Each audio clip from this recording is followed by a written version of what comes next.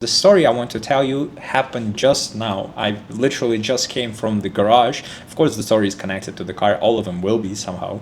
And it's a story about my friend Vlad, who is living. I know him for a few years already, and he lives in Dubai for a few years already. And all this time, he also rented the car, and he's okay with renting. He's not into cars too much, and me as a car guy, I always try to push all my friends to get a license at first, and then from renting, I want to buy a personal vehicle because financially and just pure freedom with your own vehicle is much more important than all the benefits of a rental car. So I always push my friends to buy the car instead of renting.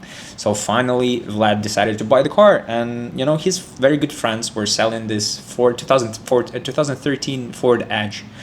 Doesn't matter about the car, the price is very good. The ticket for the car was 10,000 dirham. It's really hard to beat that, and you really get a lot of car for the money. Like this 10k, it's not Sunny, it's not Corolla, it's still 3.5 naturally aspirated. Well, I think it's a V6. I think it's a 3.5 V6. And it's a decent car. It's old. It doesn't have CarPlay. It's closed seats and everything. But still, it's a big, comfortable American car that probably it checks the boxes. And if you're not too much into cars or you're not into active driving or etc., it's a perfect car. And I really felt bad because he asked my advice on it, and I was like, what, cheap cannot be bad. So if really is 10k for the car, let's check the car, let's see it. If it's in decent, not good, even decent condition, let's take it. What could go wrong for 10k dirham? And somehow when it was time, then he left, then the owners of the car left, so we couldn't do the pre-purchase inspection. And when they finally came, I have a very good friend of mine, is Zahin. He's the owner of the company Car Verify, right? So they do pre-purchase inspection, and I was like, sure, bro, I'll hook you up. My friend, I got you. We do the pre-purchase inspection. We make sure you have a good car, and etc. etc. And the timings were the worst. So like Zakin was in different countries, Zakin, and Vlad needed the car now, and it's not a big money, so he didn't want to do the pre-purchase inspection. He just it's 10k. Like his idea was like 10k here, 10k there. So even if he buy it's a piece of shit, he still just lose 10k. Though I warned him that, like me personally, I really don't like mix personal connections and any kind of financial decisions. So like I try not to work with friends. I try not to ask my friends to do any work. I don't buy from my friends. Why? Because every time you do, and for some reason, there is something wrong with the deal. Now you have to risk your personal connection with your friends to get what you deserve, So for example, buying this car, I wouldn't buy the car from my friend, because even if he thinks he's doing you a favor for such a low price, and somehow, because cars, the vehicles, there's zero guarantee, even when they come from the factory, it's not guaranteed it's gonna last you a long time. It could go wrong from there.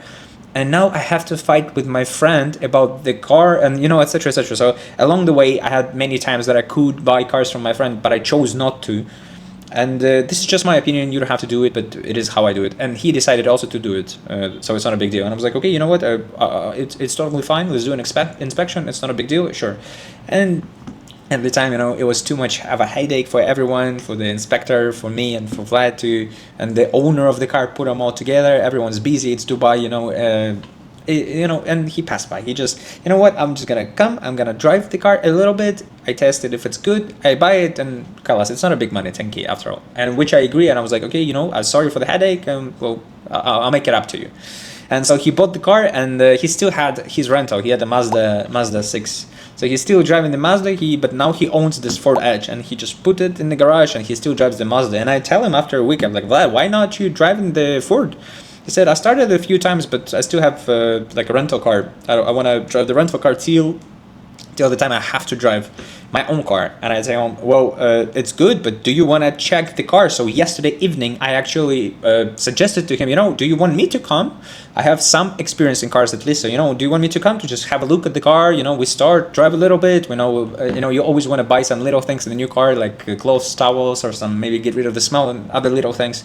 So I came yesterday, I looked at the car. I didn't notice anything like any huge red flags right away. So we drove the car, we drove to Creek, we went to the gas station. I put gas in the car. I put some towels for him as a good gesture of like of a goodwill of the car being with him. I even talk to the cars. You know, I have like personal relationships with all my cars or my friends' cars. I talk to them. You know, it's maybe call me crazy or it doesn't matter. So I talk with the car. I say, "Good to meet you. This is your new owner. He's a very good guy. You're in very good hands.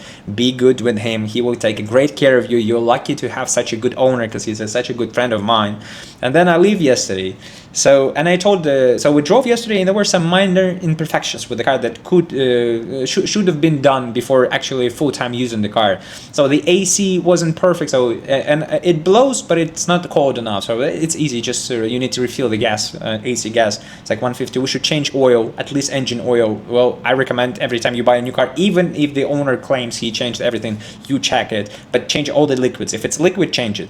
Power steering, brake fluid, change coolant, change engine, transmission, differential oils, change all the fluids, because you know, even if they don't drive much, some like most of these fluids even have like expiration date for date. So a few like engine oil, it's either like 7 to 10,000 kilometers or 1 year. So even if you just put the oil and the car was stationary for 1 year, change the oil. It's still bad, you know. It's still better to change the oil. It doesn't worth it, you know. It doesn't worth all the headache for just changing the oil. So I thought I called this new garage, and I was like, you know what? Are you guys have a slot available for me? We come for a little minor inspection. We change oil. We put up AC gas and etc. etc. They say, yeah, not a big deal. Just probably 1-2 hours after we'll be free on a go. So me driving there. So Vlad lives next to me, and so I was driving from my home there on my car. He will drive the Ford from there to the garage. I'll meet him there, and we'll leave the car, and I'll drive him back on my car. So I tell him, okay, Kalas, I'm coming out. Are you going? So we both start our way. Me, I almost reached the garage and I receive a message from Vlad. I call. So he's calling me. I'm like, okay, what's up? Are you here already? He said, Max, I'm stuck. I was like, what happened? He said, Max, I'm stuck and I have my car stopped and I have a low oil pressure error code and the car RPM was going down and the car shut it off itself. And I'm like, whoa, that's not good. I asked him, was there any metal, like, was there any sound? He's like, yes, there was sound in the car and it's very bad now. I'm like, that's not good. But I hear, like, the way I hear his voice, he's not into cars. It's probably his first this kind of experience with the cars, and he's just lost a bit. So I was like, okay, it's okay. Are you safe? Is everybody around you safe? Everyone was all right. I was like, it's okay. Just park on the side of the road. I'll call you a recovery. I know a good recovery guy. He'll come very quick. Me immediately with a second phone. I'm calling the recovery. 15 minutes. I give him the address. They share numbers. Kalas, I say, it's okay. It's okay. Don't worry. I got you. Meanwhile, I'm already at the garage, but I told the garage that I'm doing AC gas top up. But now I need to rebuild the engine potentially. I don't know. So I go to the garage. I meet everybody there, and I told them that my booking for AC top up is not AC top up anymore. Maybe there is no need AC gas. It could be a bigger problem. And I explained them what happened, and all of us just waiting for Vlad to arrive on the recovery track. And then he comes. The car, we don't start the car because God knows who happens. We put the car down. We put it on a lift, and we started just to hear. So I had multiple thoughts while waiting for Vlad, what could have happened, because yesterday I drove the car myself personally. I didn't floor it or anything, but I drove it and it was decent. It had power. We were just fine. We drove for like 20 minutes and it was zero problems. Many very minor things to handle, but nothing like there was no red flags. It was working good. I listened to this. The exhaust smelled and looked just fine. Everything was just within the normal limits. So that's why I was a bit surprised. So I started thinking, what could go wrong? So low oil pressure, not good. So I asked him, is there any leaks under the car? Like when you stopped, you put on the recovery, was there any oil underneath? He said no. I was like, okay, good. It means oil still inside. Good or not good. So it could be some pipe or something else, but it isn't. So the oil is still inside. And then for some reason, I thought maybe it's a serpentine belt, and that because he said his power steering left, and like a lot of things also it started overheating a bit. So me immediately jumped to maybe it's a serpentine belt. That's why power steering went, water pump went, oil pump maybe. So because me trying to be optimistic, because serpentine belt is like 200 dirham to replace, but if it's a rod nog or like bearings or something else, it's a bigger problem that I really don't wish for my friend to happen. So me, until I know for the fact it's bad, I'm trying to be optimistic. Same with my cars as well, and so far it's been good for me. So Vlad come, we put the car up, we start it. It does not sound like it's a serpentine belt issue. It sounds quite bad, and I hear it's a bearing. I could tell it's a bearing for sure. So we lift the car, they drain the oil. I can see the metallic pieces in the oil already. It's a new oil. Good that the previous owner changed the oil, but it doesn't change the fact that I can see all the silver on your oil. Very not good, very not good. So we put the oil down, we look at the oil, like, okay, let's put away the oil pan, let's look at the bottom of the engine, let's try to remove the bearings and see how they are. I already see some silicone, some plastic in the oil pump, how do you say it? No, you know what I mean, there's a mesh there, and I already can see, I'll put all the footage here.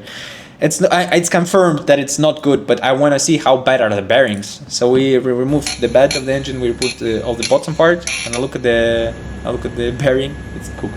It's cooked. But the funny thing is that yesterday, and that's what the previous owner claimed on the car, and that's why Vlad bought the car without any inspection, because they had this car, the car itself had 164,000 kilometers, which is reasonably a lot for such a car, but they just changed an engine. Well, it's been 1 year ago. I think it's been around 8 months. But the previous owner changed the engine, and they have the receipt from the garage for the new. Okay, it's not a new engine. It's pretty hard to get a new engine. It's a contract engine. It's a used with a low mileage engine, and I can see the receipt. You know, it's 6,000 dirham for the engine, 3,000 dirham for installations, and in total with all the other stuff, it's like 10,000 dirham bill, and it's done to the car. And I could see that it's not the factory engine. I know it's been replaced. And now I'm just being confused. So who got in trouble? So as I suppose at the end of the day, that's been the story. So the previous owner, which still they are good friends, and I'm pretty sure that they are honest, good people, but they have been lied to by the sketchy garage that probably went to Sharjah, bought an engine, used engine for like 3,500 dirham. They rebuilt it very poorly, because even the oil pan didn't have a seal. It wasn't a sealant. You know, it was white. So it's not even the right sealant.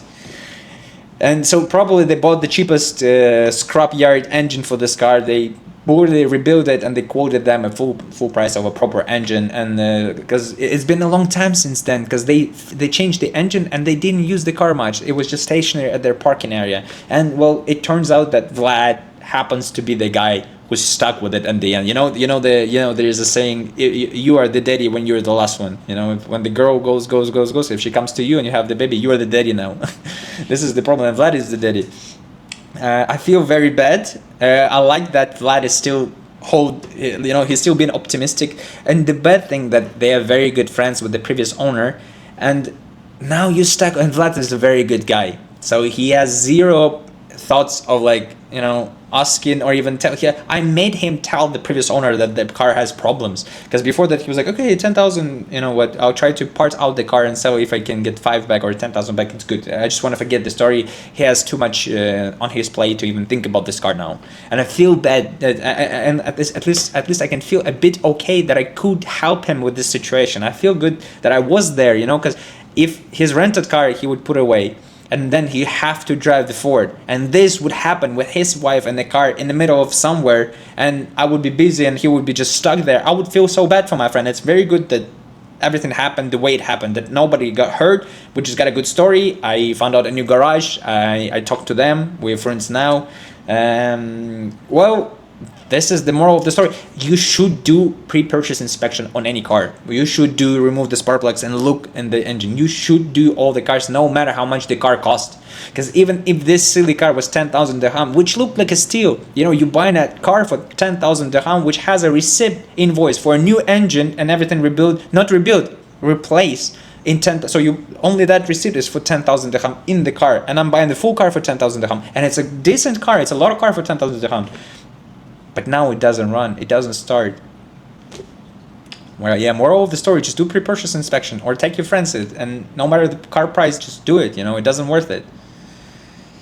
Well, Vlad is talking with the previous owner. He explained the whole situation now, and they shocked as well. And you know what it looks like? It looks like maybe Vlad broke it, or maybe not. This now you play back and forth, and I hate to be in that situation. I feel bad for him. And they say that there's probably guarantee from the garage, the previous garage, that have replaced the engine, but I'm pretty sure there is no such a guarantee, because even if there is like kilometers guarantee for like up to 2,000, 3,000, 5,000 kilometers guarantee.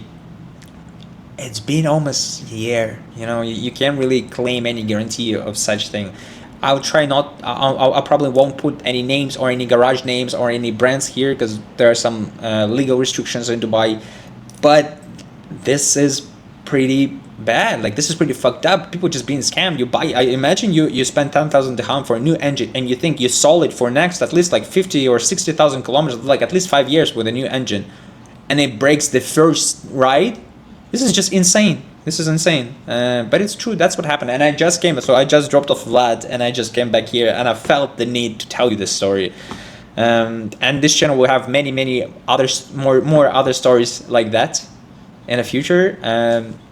Well, let me know if you like it or not. I'll probably post it nevertheless of your opinion, because I just feel the need to put it out there to share with some of the stories. And I love that, and I love all of those stories. The crazier the story, the more interested I am to be part of. And well, thank you for listening. I'll see you in the next one. Bye.